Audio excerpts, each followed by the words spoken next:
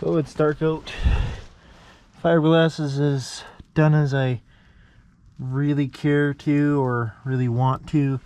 Then you just shoot it with some high build primer. Normally I would go over with a skim coat of Bondo just to fill in every little bit of imperfection so it's fully smooth, but I don't care. I'm gonna just shoot some high build primer and hopefully that will just fill in all the little imperfections.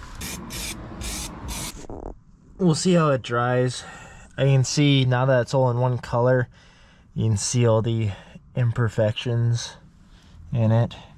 I very much oversprayed, so it's very thick, everything. I'm just hoping that just lets the high build primer set into any whatevers.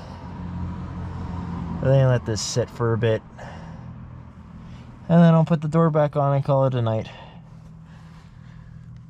Like I said, the rockers aren't great anyways. Everything's bashed in and cubed. All I really care for are holes, and this was, well, you guys saw it was rotten, so fixed it up as best as I want to.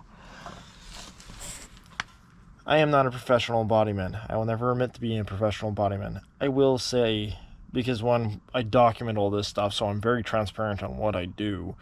I will always tell the people who are buying this, I'll be like, hey, they may be able to see them. They'd be like, the rockers on this aren't great. They probably won't last forever, especially if you're living down in gravel. If you live in the city, they'll probably last a couple years, but they're not going to last forever. But like you can see all the paint that's off of it and scraping and squealing, and where they have to do, once I get this door back on later, where they have to do a light sanding on all these rockers anyways, and just hit it with a coat. I'm just gonna hit it with a coat of black paint, because you can see there's no holes, but it definitely could use a coat of black paint. It's so funky seeing a door like this. Oh. And a cop just pulled somebody over.